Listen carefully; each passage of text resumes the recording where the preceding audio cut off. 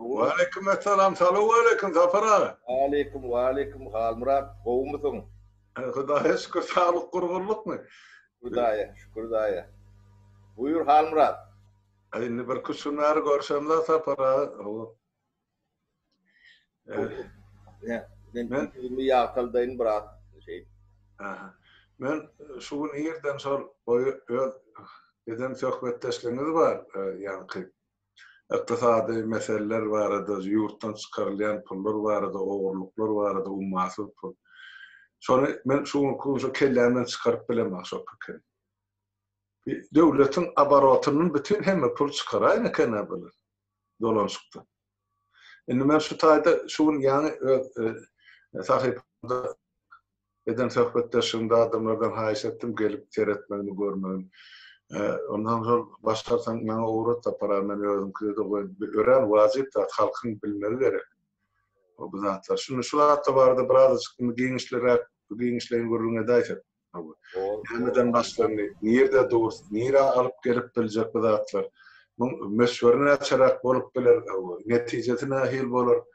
Ertesi gün hakime dütkanda bu zatların ne derecede halkımıza peydası devletimize gelip bilecek, yetirip bilecek. Şu zatlar vardı Zapara gaydaysan. Halmurat ilkülek men iyileşlenme ulu minnettarlığı bildiriyen. Yerli yerden yine düğünün veri bilen demelerini atarıp oturuyor bana demedim. Lokan kömök iyileşler köp tav olun. Men gatı minnettar Halmurat. Biraz sesin katılday Zapara. Ha? Sesin katılday biraz. İşte bu okuma. Ha? Tamam. İnni neyli? Ha, inni ganima. Ben şu iyileşlenme minnettarlığı bildirecek olan Halmurat. Tuğuleme halk oyun başladı. Yetimin hakkı Halmurat. Hakikaten her ocaktan, her maşkaladan oğurlunan pul şu bilimsiz galan çağacıklan hakkı, pensiz galan garılan hakkı, mayıplan hakkı. Bunu iyiliğini olup el çermek yüzümlük ağı ile bu işlerin ötesinden ölertip düşünüyende. Onu iyileşlerim tavu olsun Tanrı arkasına diyen. Bu mesele düşünüyorum bütün Tanrı arkasına diyen. Halkın pulu, halka da dön gelmeli yedine. Külek şol deme. Son Halmurat edil soğan toyun yalakta Türkmenistan'ın nemeti Huday saklasın. Yine de bizim dememiz halkımız çıdamlı. Önemli. Şunların peydalarının adamlar nesilor. İktisadiyetin içinde yankı pul konvertasyonu bolunok diye bolmadı mümkün derler. Ben misal ayıp vereyim de. Yonu gizicek misal. Yine Karbamid Davut var da bir tane. Türkmenistan'da adı o Davut var.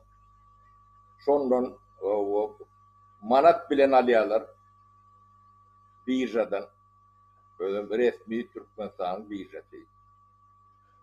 Manat bilen alıp daşarıyıp o antana son granitmen diye sağ şotaydan geçerdi. Daşına valuta bilen satıyorlar. O pula yine dolanıp gelen nokta. Manadan bir ödüm uleyen. Konteynerli dünyada gelip da. Onun iki kursu var. Resmi kurs bilen bazılar kursunun arasında gerçekten tafavut var. Altı tafavut var. Yine şular valuta, bazılarda valuta satyanam şular ödüler olmalı. Yani karbamidi doğru eline alan Hocamrat diyelim. Yani şunun bir kardeşi olmalı. Ya gevler olmalı ya yeğenler olmalı. Şu kıymetin ağatının nemetinin ekli önümü çözat diye de. Böyle birjadan Manadalya daşına da doğulurdan satyada. Böyleden bir adam inem koloyuna erten okumuş. Ne bizim halktan alyan dememiz. O tavulkunları iyileştiler. O ben katı minnettar hal Murat bizim ne ödül halkımız var. Biraz göz açılıp düşününü. Onu ucokla yakın geliyor da. Yüzüm adına açılayıp dursa para informasiya verenlerden. Öyle bu var öyle yani ertek öğrenni. O full ne şeyleri akla dördü. Şeytan da attım valla. Yani bu yönü bir yani günden bir epizodlar da yönü bu aşağında bürokrasiyada demeden prezidentin ahranatını işleyen adamlardan başlap şolar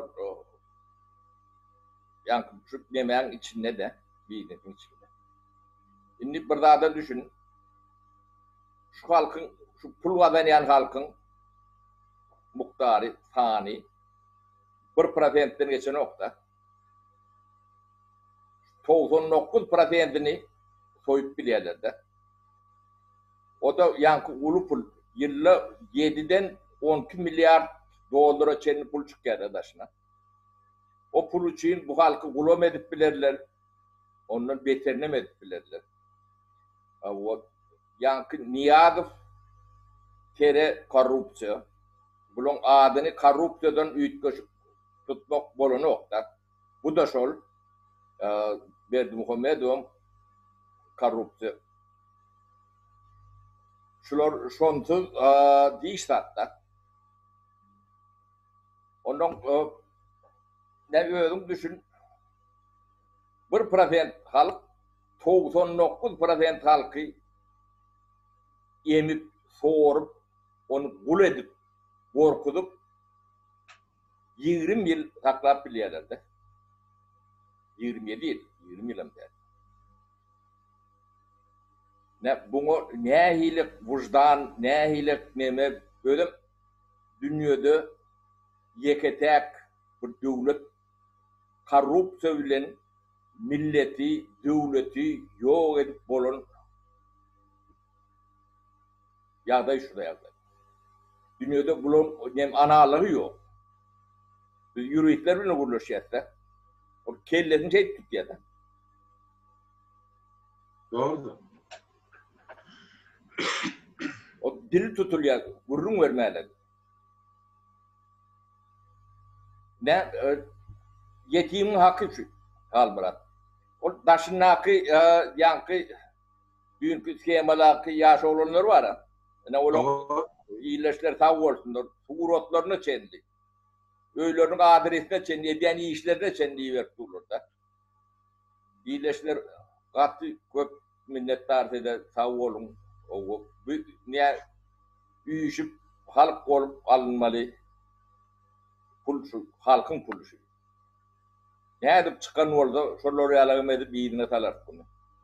Bunun gidecek yer yoktur. Daşarı firmalarının hemmesinin nemesine neme koyuyorlar halburat. Ne Şved'de işleyen sistemi vardır, Kronofond tip.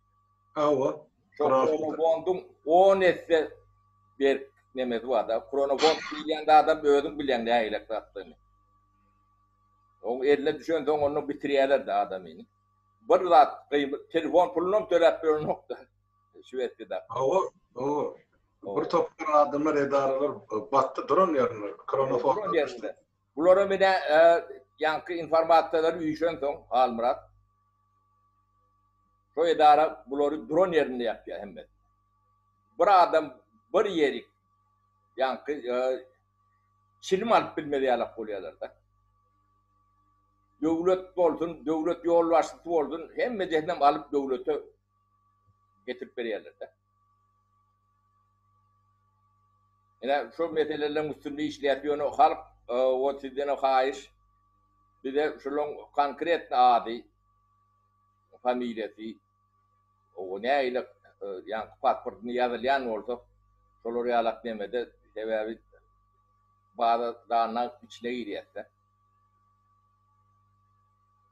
Ne 10 tane dünyada en ulu banklar var da. Ben atlarına aydı oturmayın. Ben yörütü bildik nemedik. Onun atlarına çenini koyup nemederse. Ne pullar şotaydı. Ne çolun hem medvilene bir işleşiyor.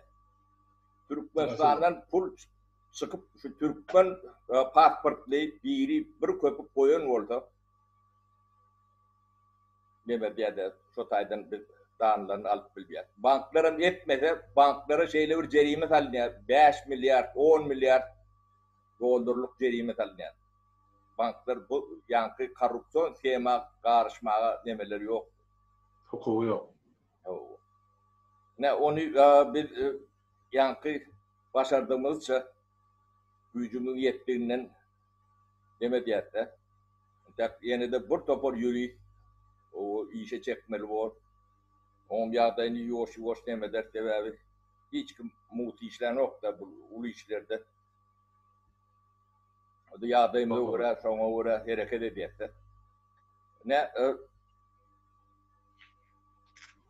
20 yıldan uğrak da ne 7 milyardan hatapla yılla 10 yılla 70 oluyor. Kesi. O 10 yılla 70 oluyor. En tabi gaz nemesine gelemde o onda.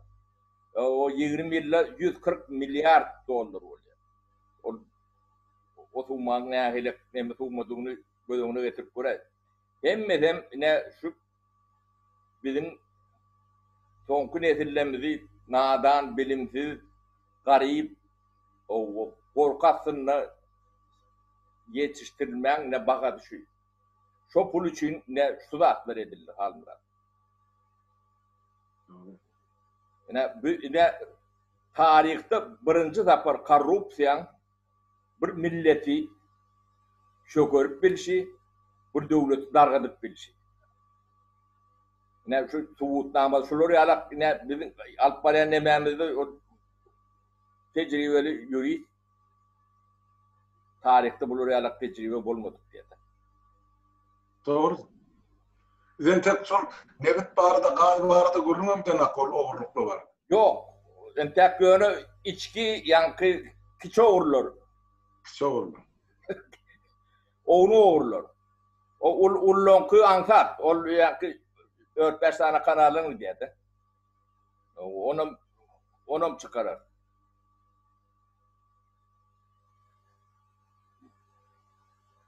Onun bir barada ayttılar asat para başlanmalı. Önkü itere sonraki arayet edip o Igor Makarov var o velosipedçi. Şonun Amerikanlar onu son oğurluk eden milyarderlerin ispidana koştu da o milyardan uğrak bir milyardan uğrak uğurlar. Bak neyse tane milyar gitti. Dine ol mesela yani sonra ben aydiyam sonra nevit gaz bilen bağlansın da. Onun oğurlukları. Bunların kostum... Bu bakımda o zatlar bilen nemediyen neme yok da. Niye bu pulu yapıyor da. Tamam. Ona malar. 23 milyar. O bağım yok mu? Entek nemeleri anıktan neyimiz yok. Kolun yönü. O da alınmalılar da. Yani yine de şu halkımıza, milletimize atılı minnettarlığımı bildiren şu dağın manasını düşünenler için o yem oyun ya demek de halkın. Ne şu iyileşler şu sizin pulunuz, sizin düğünüzden, maşkalanızdan, o dehmedinizden uğurlanan pul şu. 20 yılın içinde. Sizin şu an şudur yani şu yağdaya düşmenizin esası sebebi ortada ne şular yalak pul var da. Bu entekmen gazsız neme diyenler. O gaz bilen bu pullar için bu halkın istediğin gazını etkiler de bunu. Ne şunu ettiler. Ne bunu da el çarpış bir öğrenim var. Yani olurum ne şundan payınal ya da. Yani şu da attan bizim ünitemizi bölecek olup bölüp diyorum. Biz bunu Halmurat ne yadımdadır. 2000'nji ýyllarym şu Tehran demesi barada näçe makalalar yazdık da. O şol sağlam. Doğru yolla da kan yazdılar. O schemalarını düşündürüp berýärdik. Tuğmalarını nemedip berýärdik. Ýöne hiç yerden milletten çıt çıkmadı da. Ýöne daşynaky nemelerim demeden okda. Şu kiçikçe daha da üst berýärler de. O da birleşin edilen bolmaly. Şu Azatlyk radiosyna da şeýletde bagışlan sözüňizi bölýän bol. Ana o köçän garanti ýarlypdyr, bu köçän musur çykarylmandyr. Ya şular ýalyk böyle küçükler o mektepde mugallimler beýdipdir, bu mektepde bu köçede beýle bolupdyr. Oğlup duran milyardlar barada uluruňa girýän bol ýok bolan aktivitene şu zatlary orta almadylar. Ene gynançly ýer şol sapara. Gidip ýatan pullar anarsa bärsi ýok. Şol 2000-nji ýyllar hakyky şol Türkmen gazyny isleg bolan ýyllar $350 bir satylýardy şo döwür. Ene. Şo da urdan hukukdan ardan satylýardy da. Ene gaz satýarlar hemen bergili çykýarlar da. O tema bara ýazypdylar emezikler dura ol Paul Khlebnikov ýazan statýasyny. Nira gitdi bu milyardlar. Ýöne inne Hudaýa şükür bolsa da şol halkymyza gelmäge mümkinçiligi bar. Onu ýere gelende netijesi bolaryn aýdyp berer. Näçe pul bolupdyr. Näçetini ýerine getirip boljak. O elbetde ol zatlaryň üstüne işleýän halkara guramalar moda işlerine olaňa 4% bardyr, ýanyrgy bardyr. Onu bermeli bolan da açyk. Halmurat ine biz kiçi oğurlarını emet görse. O. Ne şu Rodif diyani halaştan yaşayıp. O. Bu göder maşkaladan var. Tuğrotlarım var men ne bu tapar görkedi oturmayın da. O. Şolara revolüsiya ya da şu yemen siyasi sistemin üyütlemesi gerek midir? Levavi fiil alpiyatı nemedi var. Bir yerde o ne sağırıp bir maşkala elini uzadan yer var mı? Onun o Berlin'de bir topar investisiya ediyorlar. 100 milyonlar almıyor. Dolar hatalı. O. Ne şol demen doğunum del, yeğenim del, kardeşim del. O sonra Türkiye'de de hemme firmalar sor birinin adına yazýar, şolary işläp berýär, bolug oturdy. Yok. Bu her türlü kol bilir. Halmurat bilen tek bu aňyrtyna o öýleri işberligi bilen öýleri hödüre nemet meseler o bulun hemme zatny el oýurlar. Ya halkyň dönügi ne şular? Doğru tapır. Oğlum yetimin hakkına nemedenler. Bu yankı insanlığa zaten sığyan adam derler. Oğlum Şoroğlu'nu hep dedi 50 milyar, 100 milyar yankı resmi kursdan valutanı bana di konvertasyon edip Germanya'ya geçirip bulurdu. Şunun için. Üsman'a derler köpükten. O. Kalkan yığın kımanattan şu. Näçe 100 min studentin wadaşynda.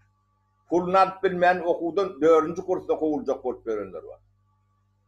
3-nji kursta kovuljak wagtynda pulunu vermesen. Pullarym bar, iyi berýärler, ýöne iyi berdik diýerler da, ýöne iyi berilän bolmaly. Däl. Doğru tapır. Bu bolýan da atlar sebep. Ýöne iýleşlere ýene de bir tapar Taňry ýalkasyna aýdýan Halmurat o ben ýönkü günler bular bunça habar alamokdum da. Ay dünýä firmalarynyň ady nemesi bilen yerli ýerden tawolun iýleşler, tawolun. Ben katı minnettar. Benim Ağlamına gerek bu zatlar.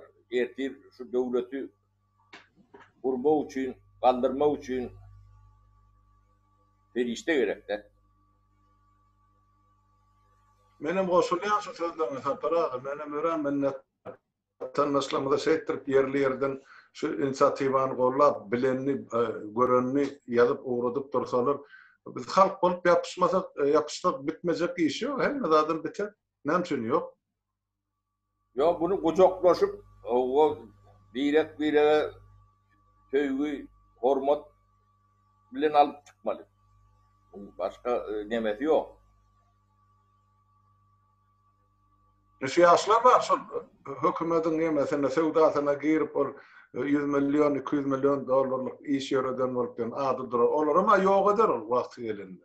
İyiden Yankı bir bankın formaları var. Adlarını maydı ya ben nikrapar aydarına. O şu atlar bilen demediyen yönü yankı kasırak oluyandır da onu dayıkan bankına geçiriyorlar toğum hiç tatlı yönü gidecek bakana bilen bahtiyalar iyiden belli değil, yönün belli değil yitirme diyorlar da. Şayatlar hem mesela şey diyorlar. O. Köpbelerini böyle yaşadan hatta ayırıyorlar da. Öyle yankı ehli bilgisi ellerine alıptırlar da. Çok halkın tanrı çok yemek gören adamlardan 1,5% geçen okta. O 99% ne görüyor korkuyun aşağından. Onun şuları yalak pul olan son onun için adamlar korkuyorlar. Gerek o da başka adam eder. Yine bunun büyük demesinde şol pul yatıyor da. Doğru, yapara. Oğullarça, hünlerçe hünermentler, bilermenler elinden biznes alınıp, elinden iş alınıp, vazifeden kovulup hani çıktılar hani Türkiye'de işlep verin, Orsiye'de işlep verin, Ukrayna, hani Kipr'da kırıldığın çıkış edip ayttılar. Hem de adımızı elimizden alırlar, bize işlere mümkünçülük yok. Yoksa biz vatanımıza hizmet edecek. Harbiler ama şunun için ak görüyor. Teredine para bir harbini yetiştirmek için devlet näçe pul sarf ediyor. Onun vatanı gorumalı. Bular o vatanını goru gerekken, ofisörlerim gerekken bolup çıktı bu. Näde gorujaklar? Ta oldunlar yankı bu korucu organlardan çıkıp haber veriyorlar. O. Onun içinde halal bir demeni var.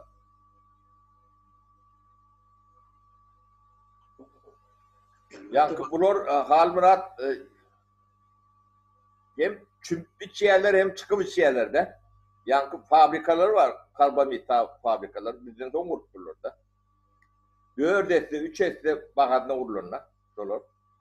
30-40 yıllarda özünü akupat edecek gel. Yani o tayda bir vurdur. Şimdi öğrenip çıkarttı ukanam yeni vuruyorlar da. Çok bir adamın eline diye de. Anayda para o yeme Serdar diyen oğlunu Aşgabat'tan Levava diyen yolu kuruluşunu verip de näçe milyar dolardı. Adamlar aydı ki o yolu düşeleyen asfalt gaziyet yalı yuqu diye de uşak gene 3-4 milyon. Onun kapital remontu yeni de pul koyuyorlar. Sonça olmadı da yardı. Bunlar da pul özleştiriyorlar. Yer özleştiren ya idare dükkanlar. Bugün pul daşına çıkarıyorlar. Yankı şu yaşacı oğlunun Germanya'da yapan investisyonu var. Rodif diyorlar da. Onun kaptanlığı niye de 3-4 tane çıkıyor. Ben şuraya investisyonu Türkmenistan'la fabrik davut ya yatırım yaptım. 10 milyonlarca adama iş yer oluyor. Hakiki. O vatanını kovuyan olsa onun investisyonu ne için diyor yurdunda yapamıyor. Ha? Tamam bırak. O Gülyalak vatanını var. Ha? Televizyonda şey diyorlar da. O şeyle orada kazanan pulunu Rotay getir. He? Kow olayan oldu. Demek kow değerlerini olurun özüm bilýärler de.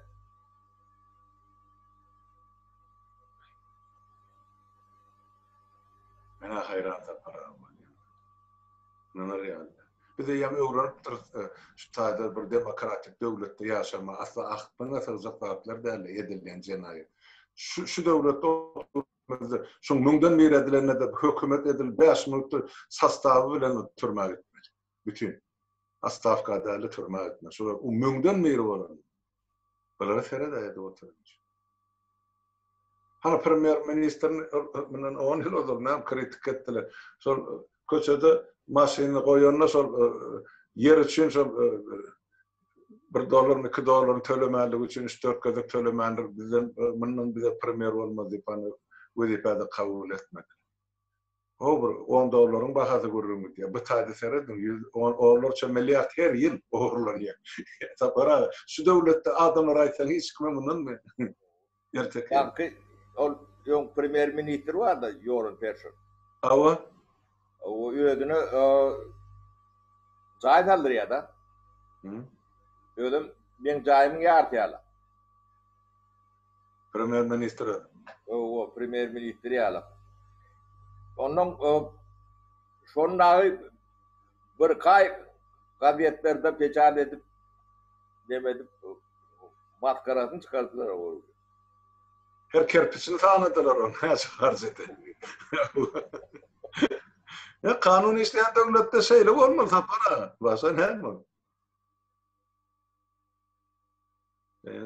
Yine de sonra var para. İnne hemen şunu ödeyeme çıkışında ettim da senin kardeşine de bilesin öyle. İnne biz 3. baskan çağı geçtik. Görüyorsun 3. baskan çağı. İnne biz sol hükümete hem açık karşı çıkış etmeli hem talabımız dine siyasi olmalı. Bir de sol prezident gerek gel. Ya Gurbanul prezident hükümünün gerek gel. Talap yakaş olmalı. Ben fikir ediyorum. Halka da sonu yüzden şu varada ayttım. Sebep o da ayttık da yani bir aydın sosyal kıyınçılıkla vardı. Un yok, yağ yok, şeker yok, neyme yok. Son ne 10 kadar kayıtlarsan yine de şu yok olacak da ya yurdun içinde teriste olmadan pul aparattan çıkarılan her haftada da onu koşa çıkıp bir haftalık iyiceni getirmek. O hükümete oturacak yani. Sonun için bol in halk korkuyor. Şuna karşıdığın ikinci adım ne etmeliyen piketlere başlanıyor, koçalar yapılıyor, yollar beklenmiyor. İnni sol plakatları dine bir yeme bilen lozung bilen çıkmalı. Gümmor vezifen başladı. Senyal prezident bize gerek. Partilerden yüzüne yadayma. Ben şey deyip canım bir siyasi görüşe başlama. Doğru Halmurat yönü yankı şu lozunu требуем президента в отставку. Türkmençe tercümesi, İngilizce tercümesi, ulu harfler bilen ön planına şu olmalı. Şu prezidentin отставка gitmesi. İş başından gitmedi. İş başından gitmedi. O şol talap olmasa yankı bu tavoy iqtisadi talaplar var da. O halkta un veriyorlar. Halk öyne aydiyor ya 5 litre yağ veriyorlar. Çoğu ağırlanıp bunun ertesi tutuyor ya o 5 litre yağ 4 güne yetiyor, 5 güne yetiyor. Bunu büyük çözülmeden halkın hali yüklemesi mümkün değil. Bu sistemin büyüğüyle çürüp hem de adam yalan şu kaşan nemeler yankı çäreler onun billboardlar, suratlar bolluça şonça da ullokan oğurluk vardır arkanızda. Şonu düşünün hal. Ne Halmurat men şundan yankı Berdi Muhammed va da diyen. Tek şarlatanın indi dünya bilýär.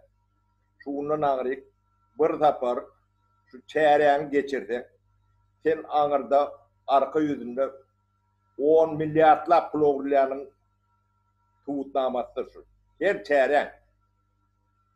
Yine sulgodu işgärlerine de, medeniyet işgärlerine de yüzlenýän. Ine sizin her çäreňiz, her tanzyňyz, aýdymyňyz, öwül nebeňiz şoň aňyrsynda milliardlap ýetimiň hakyatanda şol ogu bilen. Siz halkyň beýdip gözüni gamyşdyrýaňyz, bunu öýdýäňiz bolýan, buňa düşýän adamlarym bar. Bular ýanky sahnadan başga hiç tat däller. Şo sahna näile uly bollukça, kaşaň bollukça, şoň aňyrsynda şonça da ullukan, ogurluk, korrupsiýa. Şo zatlaryň üstüni basmak üçin edýärler. Üstünün örtüsü şu. Siz hemmeňiziň edýän zadyňyz ogurlugyň örtüsü. Şoň üstüne örtü çekýärler de. Şo görülmesin diye. Şu nemen ogurlugyň, korrupsiýaň gürrüňini etmeýän, sosial sistemany üýtgetmeli diýmeýän o vatandaş, Türkmen vatandaşa däl. Yani şunu görmedik bolup, şunu bilmedik bolup takna çykýan adamlar var da. Şunu ýumurlajak bolýan adamlar. Ine halkyň birinji düşman şolardyr. Şonu duran ýerine atwan bilersiňiz. Günäti Allahyň öňünde, kanunyň öňünde günätidir. Sebäbi bu halkyň düýbüni çüýretdiler. Ne bir halky ýok edip bilen korrupsiýa şu hal murat. Tarihte tek bolmady. Bir halky, bir döwleti ýok etmän nemesine getiren sistema daşy. Yani bu şoňa düşünmeseňiz ýagdaý üýtgedip bilmez. Bu gorkudy wazat diýär. Olar 1%dir. Siz 99%-iňiz şoňa düşünüň edin damada. Olar orkyandyr. Yani şu günlerden agryp olar orkýar. Diýýät ýanam däldir. Götü pamperslidir. Men Kurwan ulyn bilýänler.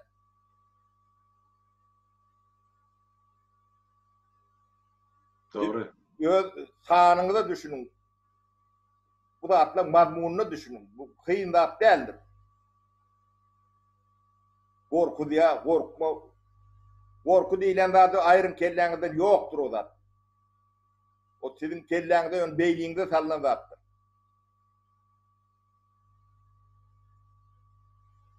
Bolmasa da ýok bolup gidýäňiz. Biz iň soňky toçka etdik däl. Ondan agyrda hiç adam ýokdur. Doğru. Ýöne ýurdun daşyna gezip ýanky rahat gezip bilen oklar da, gorkýarlar da. Gorkatsyn. Ýanky Türkiýe'ye gelip alyp gitjekler, däm etjekler. O Türkiýe çadır döwlet däl. O taýda kanun işleýär. Käte aktýaram boldy, ýöne kanun bar. O bir döwletin polisiýasy gelip o taýdan adam alyp gidip bilermi? Bilmedi. O kanunlar var. Ya şu taýda jenaýet eden boldy, şu taýyň kanuny bilen Tuz edilir. tüýl ederler, çäre görürler. Ya sen ol terörist dälsen, ýene şoňa meňzeş bir zat dälsen. Ol bir hemme ýerde ýöne titreşip gorkuşup demek görmän, gözüňi açyň. Ana halk gelip görerdi. Türkiýede o adamlar rahat. Olaryň sizi ýala adam öz mertebeňizi özüňiz aldyrmadan sizin mertebeňizi başga bir ýere dogry etip galdyryp bilmez. Men düşünjän şeýlere galmyrat. Gaty doğru sapara aýdýan zatlaryň menen doğru radylaşýan. Şol bir indi gorku duýgusyny aýyrmaly kalypdan 6 aý bäri görläp gelýär şu zatlar barady. Elbetde adamlar gün westewçe emesini mertebesini uğruna o gorkynam ýuwaş-ýuwaş çykarýaly ýöne geregse däller. Beter gowşap barýar şu meselede. Ýöne şu ine bir ýigidimiz çykdy orta. Ýöne düň çykşadanna kranyň arasyndan görüldi. Biri yarımı diýendir da näme erkek bolsam ýüzüm barkazy. Ine ben hep çykdy orta. Diýen sözlerini dinleseň sapara göwüň suçy. Ene hakyky türkmen ýigitleri. Şaň bir Yani suudayla mı qarıştırıp bozup bolmaýar da bir nesli iderleýän da bir damar iderleýän. Almurat, bunu doğru düşünmeli diyeme indonu o kaptalında düşmanın var da şuna karşı bir güç var. Onunla görüşme için o kevr adamın yüzü bu görülmesi gereğim der. Doğru ne? Bolmadı da o görüşünü fethetmeli oluyor da. Onun için esası sizin içki yemeğiniz, ruhunuz dikeltin. Yüzünüz açılanı, yapılanı hiç kime deme değil. Ruhu demeğiniz o dikeltin. Ağrınız, namazınız, vicdanınız, oyunuz o yetiyor. Emmek için yüzünü görüp görme değil. Halmurada seyredeyin yüzü görüp çok korktum. Taparağı da var o tayda. Başka da kendi adım seyredecek var.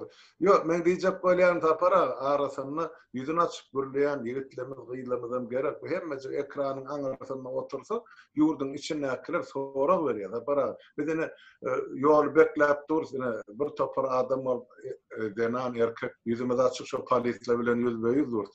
Siz neyemeden korkan yurdun daşına bana bir taparağı hat diye diyen. Onun vardı. Bir tarafım var mesela.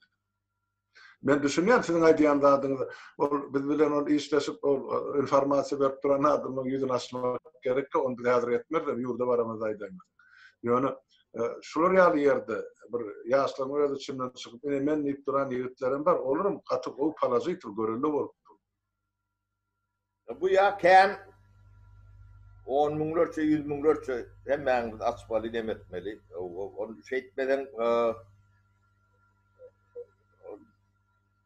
onu ulanırlar kaldırar. Yani bu devletin, hükümetin gidecek yeri yok. Bunun ömrü bitti. O düzeltip bilecek rahatlarım yok, edip bilecek rahatlarım yok. Hem rahatlarım açaçan oluyor. Hem tak yine de açılacak rahatlarken. Yani şunun yankı anırdan gelişi, kuruluşu, niyeti, peyali, hem medadi bayaydın kalmırat. Doğru tabii. Gidecek yerler yok. Bir globallaşan dünyada bir internet üstünden bir hemmecik daha da görüp bolya da yukarı drone'lar da görecek orada. Gidecek yerler yok. Yok, hem medat katı ayaydın da halkı neyim için bilgisi saklayanlar. Ne bunu 10 yıl bundan ne düşünüp bolyadı. Neyim için bilgisi, ya neyim için dışarıdan boruluyor. Ya dışına çıkmak görgü, içine girmek görgü. Öyle bilimi neyim için yok ettiler. İki yarım netili bilimsiz koydular halmura. Doğru da böyle. Şu bir prosentin ediyen vardı. Şu bir prosentteki adamlar ne kovucu yaşayacak olup ne jankı dünkü Germanya'daki oğlun çoktun yaşaş durmuş çerklerindeki gezip görünmelerini seyret kalmırat. Onun o taydaki yankı levapta daha şovuzda Mar'da Balkan'daki halkın yadayını seyret. Bir adamda bir yerde vicdanım oyunmalı kalmırat. Kulun olundu da, bay olundu da, ne ile oldu? Bir yerde burada adım sızlamalı. Yani şu zatları öğren şunun. Gen alayan.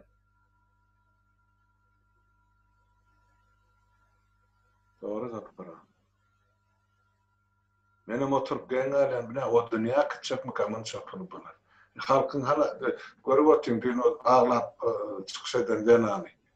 Kollu çağası o tayda yurdun içinde eceten berdi ne pul uğradık bile ne işlep bile ne izinlat o çağalarını o ecen Türk işlem olsa sizin pulunuz var pul vermeden dik durduk benim oğlum partadan durduk. O ne evet Kalmurat şu çağasına biri başka biri bu ne kömür edecek olanı sondan orkuya da. O dereceye getirilen adamları. Varlığın bir yankı büyüğü yeri urun yeri de bundan aşağıda da adam yok. Buyun düğünde olmalılar. Ben şu yerde dilegelli aydan sen yan sonu işaretler, medeniyet işaretler değil mi aytımda? Şolun içinde de kömek edecek barakan iki yankı oğunluk bilmesmen var, olbabı var, sonu işaret var. Ondan biri bana hat yazıp aytdı. Hamra da rolü koyduğunu bir yaşa olan alkışlap oturup kurban. Biz hemmemiz beyle değil. Bizim maşgalamızda yolunu tapıp şol Çarjogdaki halka ilkinci günlerde 1000 sany çöre uğrattık. 1000 sany. Buna ýalama içinde bildirmen şol 1000 çöre Halmurat. Şol için halkın içinde yıllar boyu ekrana çıkarılman önüne şol oturan adamlar varsa bu işaretlerinde. Ne aydımı, ne sözü, ne işi, ne yazan bulan kitapları hiç de çıkarılman yeterli katken. Onun var. Yağdaylarım katı ervet Halmurat ben onu isteyen o görülü şu bende çıkan ya bende çıkmadığım orada iyi işi ya diyor o adamlar şu önündeki yani dilekçilik etmeye utanıyorlar diye de onun köçe çıkarıp köyünüce kitaplarını nemelerini o tatuğu çıkarıp onun adamların düşünüyor diye sonra bir yani almada bir 5-10 manat taşlayalar diye de. Şu dereceye getirdiler de.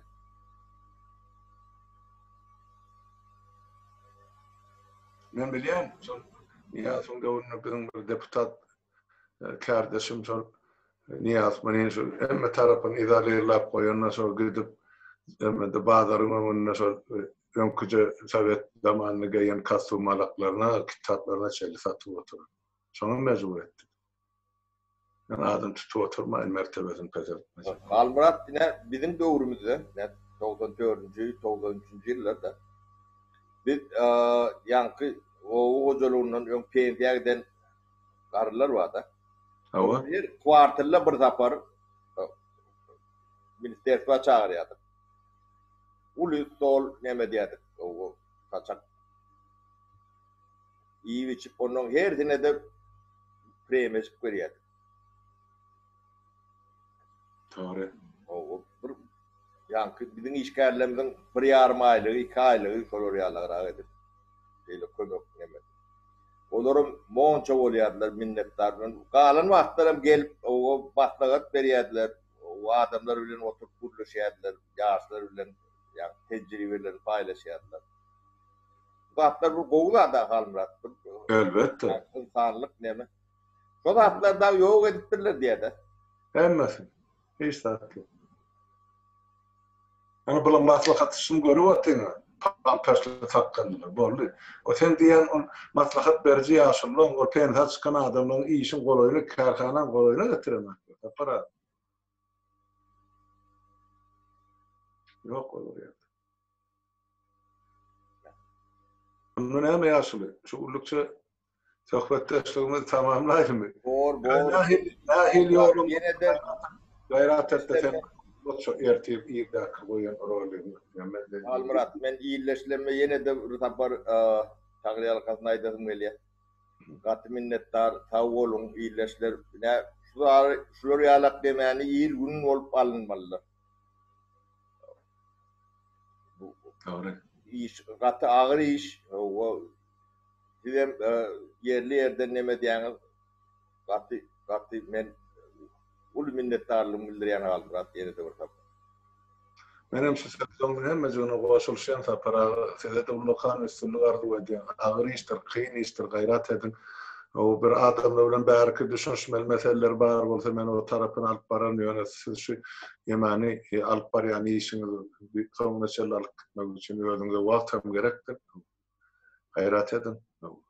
Can sağlyk arzu edýän sizde de watandaşlarymyza da Halmurat'dan bu kim sağ diýil ýa.